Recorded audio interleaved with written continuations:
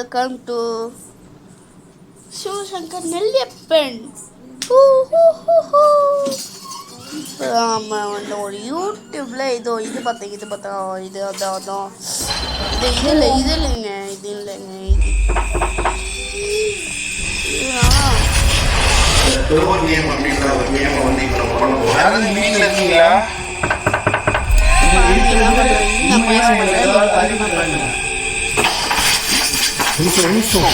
ஒரு பிரச்சனை ஆயிடுச்சு. நம்ம எல்லாரும் வெளியில இருக்கோம், நம்மளதான் கதவே தட்ட போறோம்.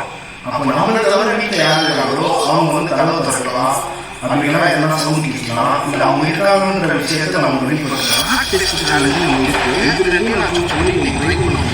இருக்கீங்களா?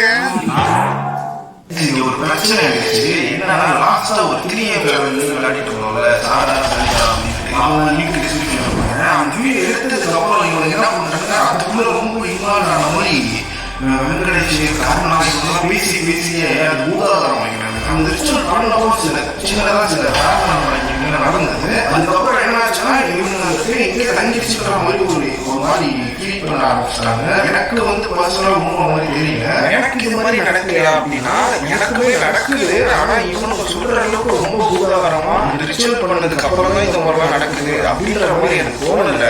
நான் அதை பெருசா கவனிக்கையாச்சு. அவங்க இதே நினைச்சிட்டு இருக்கிறாலையும் அதையே பேசிட்டு இருக்கிறாலையும் சின்ன விஷயம் அவங்களுக்கு பெருசா தெரிய ஆரம்பிச்சிருக்கு. அதையே பேசி இப்ப என்னையே நம்ப வச்சுட்டு இருக்காங்க. இந்த வீட்டில் ஒரு போய் தங்கி விட்டுட்டு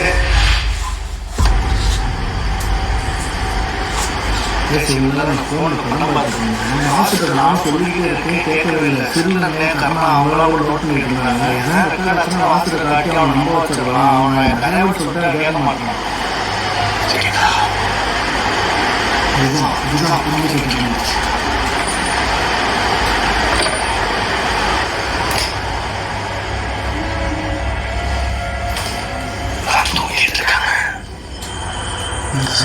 ரத்தம் கட்டுச்சு.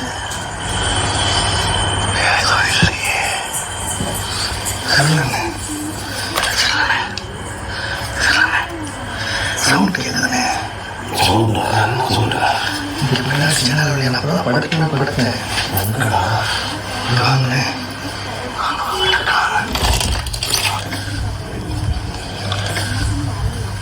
பின்னாடி அந்த சைடுல அந்த கதவு இருக்குங்கண்ணே. நீங்க கூட அன்னைக்கு சொல்லிட்டு இருந்தீங்களா?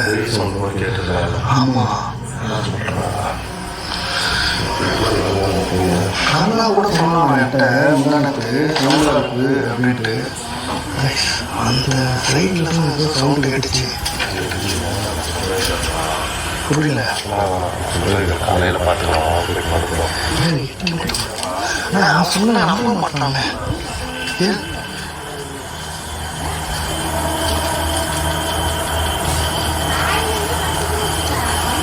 இருக்கிற மாதிரி தெரியல.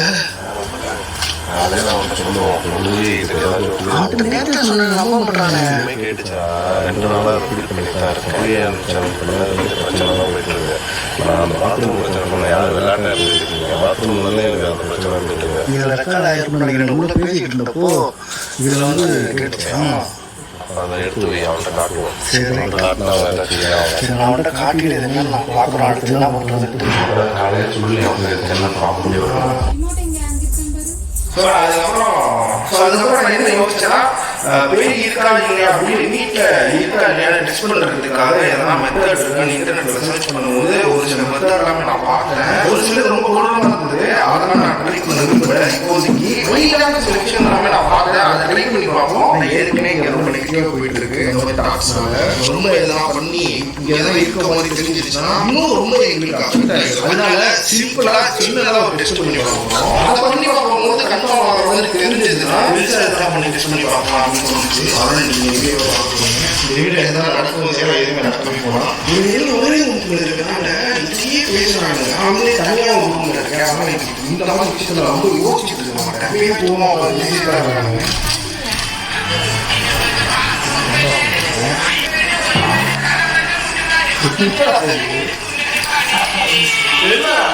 என்னடா பாக்குது என்ன பண்றீங்க எந்திரிச்சு வாங்க வெளியில வாங்க வெளியில உங்க கதைகளை சொன்னேன் என்ன சொல்லிட்டு இருந்த ஆமாம், அன்னைக்கு நடந்ததுக்கு அப்புறம் தான் டெய்லி இப்போ நான் படுக்கலாம் போன கூட நாய் படைச்சிட்டு இருந்துச்சு. பார்த்தியா, கேட்டுச்சு அவனுக்கு தெரிய ஆரம்பிச்சிருக்கு. அதையே பேசி பேசி இப்போ என்னையவே நம்ப வச்சுட்டு இருக்காங்க. இந்த வீட்டில் ஒரு பேய் தங்கிட்டு இந்த வீட்டில் பேய் இருக்கு. நாய் குலைச்சிச்சு. நாய் குலைக்கிறது டெய்லி தான் குலைச்சிட்டு இருக்கு. அது வினோதமாக குலைக்குது. அன்னைக்கு அப்புறம் தான் இப்பெல்லாம் நடக்குது. அதுக்கு முன்னாடி நான் எவ்வளோ நாள் இருக்கோம், 2 வருஷத்துக்கு மேலே இருக்குது.